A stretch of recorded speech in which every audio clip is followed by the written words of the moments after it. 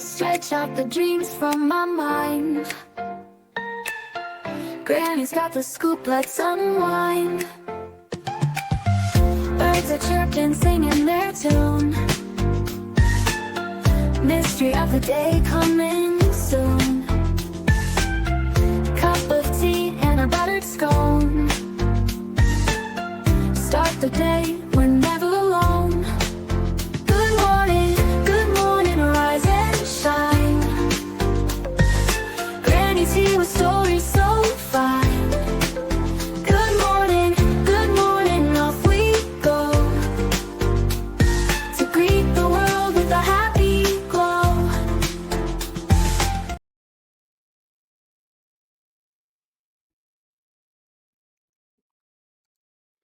Good morning, everybody. Hope you're having a wonderful, wonderful day.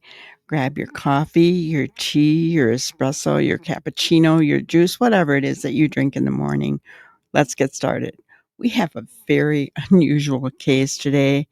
It's about a woman who shot her boyfriend and then called 911 after she left the house, called 911 and told him to please go there, and check on him. And they were trying to get more information from her, even her name. And she says, I've already said too much. I need a lawyer. Very weird case, guys. We're going to get right into it. All right. Here we go.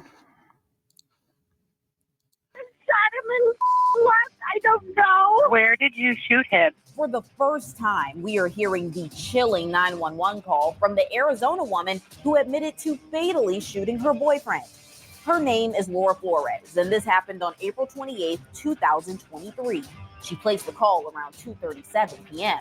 And in that moment, her life and the life of the man she loved changed forever. I got into a physical altercation with my boyfriend. I'll walk you through the details. For Law and Crime News, I'm Kennedy Walker.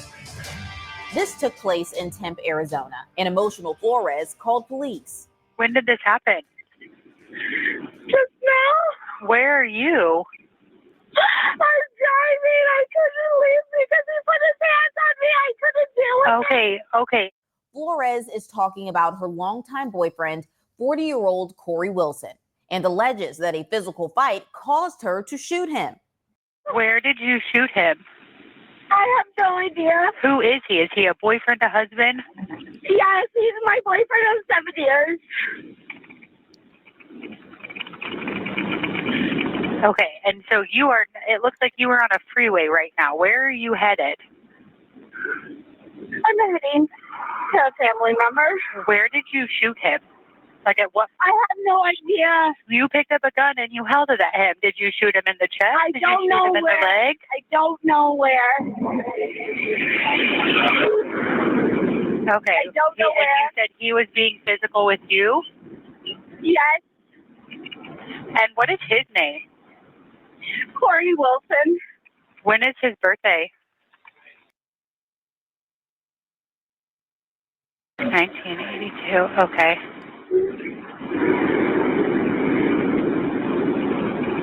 How long have you guys been fighting today? We've been fighting for months. It's an ongoing thing. Okay. Have you guys been physical with each other before? Yes. Okay. Was he talking or anything after you shot him? Did he say anything to you? Yes. What was he saying? The only thing he said was like, please call 911. At this point, police realize Corey is still alive. Officers rush to the couple's shared home to go check on him. But they're trying to get more information out of Flores and find out where she is. I want to thank Upside for sponsoring this body cam. Upside is a free app that gets you cash back on daily essentials like gas and grains back on every gallon on your first tank of gas. I need to know where you're headed. Where does your family live? I'm not going to say that. Okay. Whose gun was this? It's my gun. Okay. We both have a gun. Okay. Do you still have it on you, or did you leave it there? off the side of the road. Where did you throw it off to the side of the road at? I don't know. Did he have his gun out? Was his gun locked away somewhere? I don't know where his gun is. The only thing I'm going to assume it was in the safe. His gun was in the safe. He threatened me with his gun, and he threatened me with the bat before and put his hands on me multiple times. Okay. What kind of car are you in right now? That's not important. I need you to go and check on them. I know, ma'am. We've got officers pulling up to the house right now. We've got paramedics coming up. We'll come back to this call, but at this point, police have arrived. They're knocking, but no one is answering. Officers breach the door.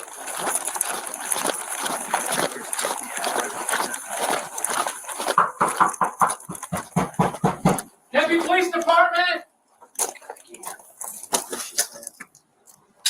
Hey, let's just pop it, exit and see. Yep. There's lock. I've got tools. You got tools? Yep. There you go, right here. You're on the right house, right? Does someone want to double check the numerics?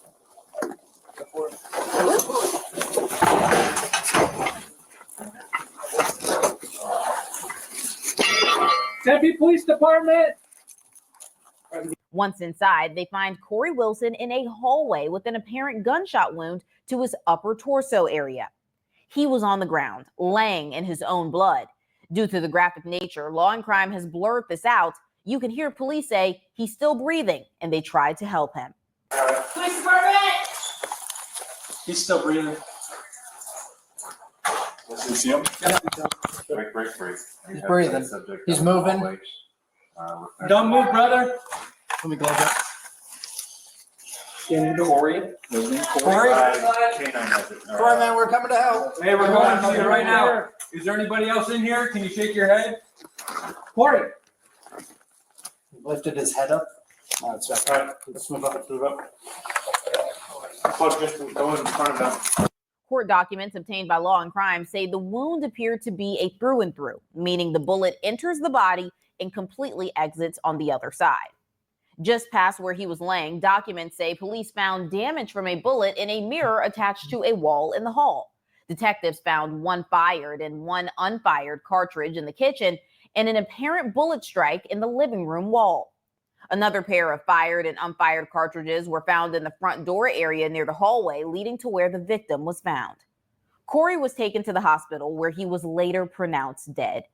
The shooting happened near a local high school, which was placed on lockdown for a short time.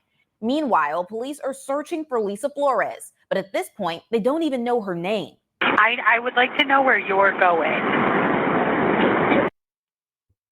Okay, so her name is Laura Flores. This reporter got it wrong.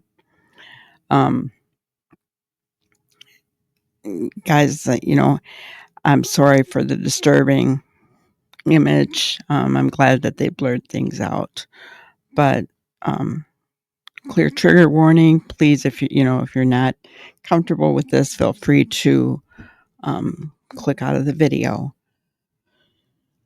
It's a very sad situation. He's still alive when they got there. Upper torso area, they said. Very sad for him. He laid there. She left him. And, I don't know how long it took for police to get there. I don't know how long it took for her to call them. Just a very sad situation overall. It doesn't matter. I just want you to check on him. It does matter. If he was being physical with you, we need to check on you as well. At the end of the day, I'm listening.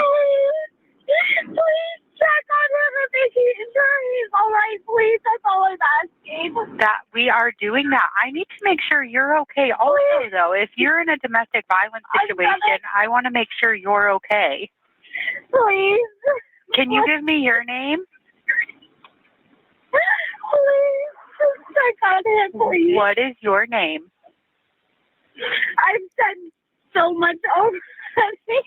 You sent what? I said so much already. I have to call my attorney. I know, but I can't do this. I just want you to check on him. Okay. And make sure he's okay. We can check on him. I just want to be able to notate your name in the call. What is your name? I mean, obviously, Laura wasn't thinking straight, right? She did take someone's life, right? But did she not realize they were going to find her? They said to her at the beginning that she was on a freeway. Where was she headed? They were going to find her. They could trace her call. They could trace the number to find out who it belonged to. I mean, guys, it's ridiculous, right? People do not clearly think when they, when they're in this kind of situation. We can look at it and say, wow, well, you didn't realize that they're going to trace you. They're going to trace your phone. They're going to find out who you are. You might as well give your name. I mean, you already called 911, right? I mean, they were going to find her no matter what, even if she hadn't called 911.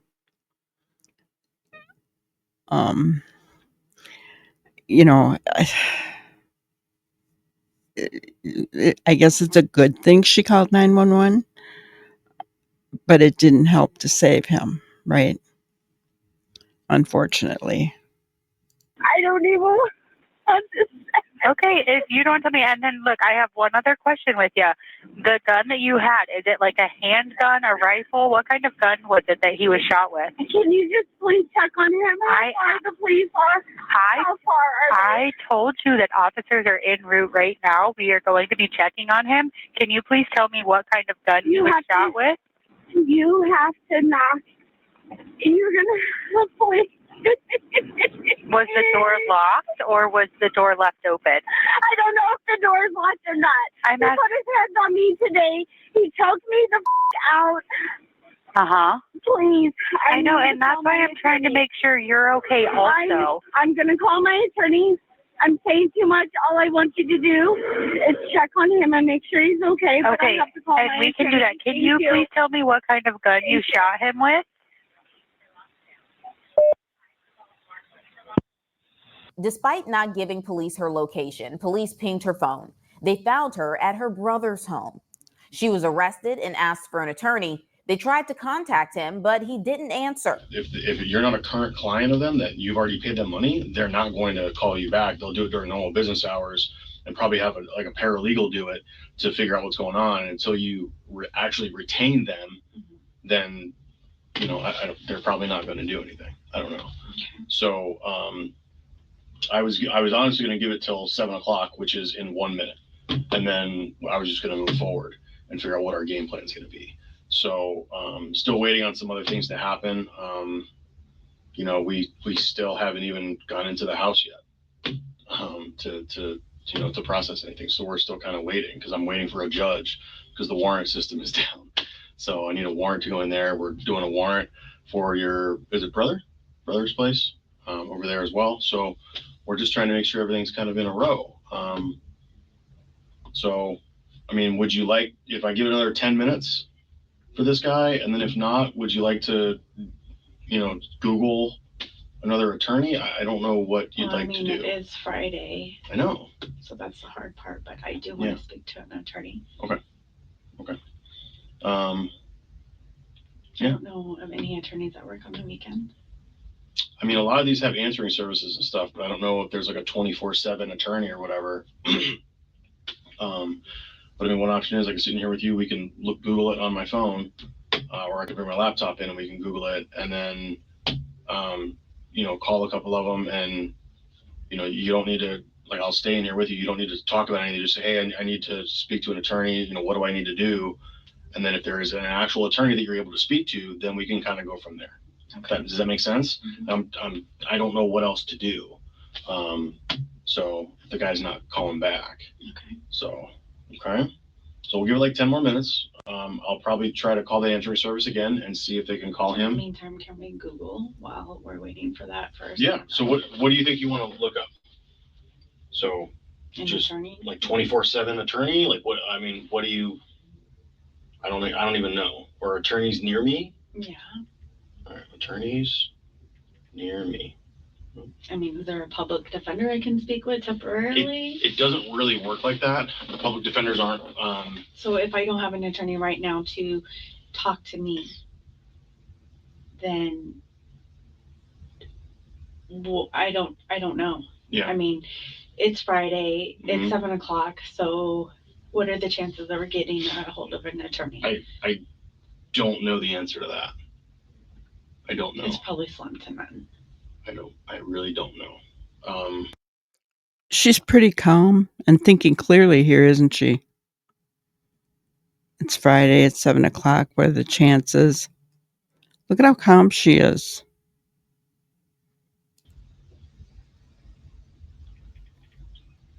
Let's do what we can do. Let's see what we have. Okay, let's. While Flores waits, she learns that Corey is dead. Has anybody told you anything? I don't know anything. Okay. I'll just be honest with you. He's dead. No, Okay. He is. No, So I don't believe that. well, I'm a homicide detective, so that's why I'm here. They pronounced him deceased probably about 2.5 hours ago. I don't know if I believe you. Well, I wouldn't lie to you. I'm not about something this serious. So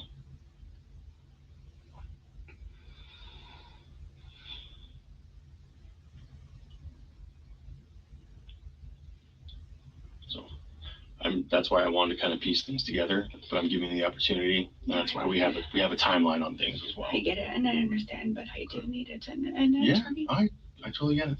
Okay. I'm gonna give you some. Do you want some tissues? Can I use the bathroom again? Yeah, give me just a minute, please. Flores is visibly upset and begins crying.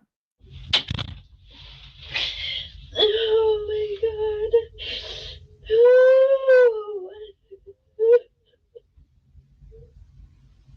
She was later served a warrant. Now police can take her blood, DNA, photographs, and more. All right, Ms. Flores.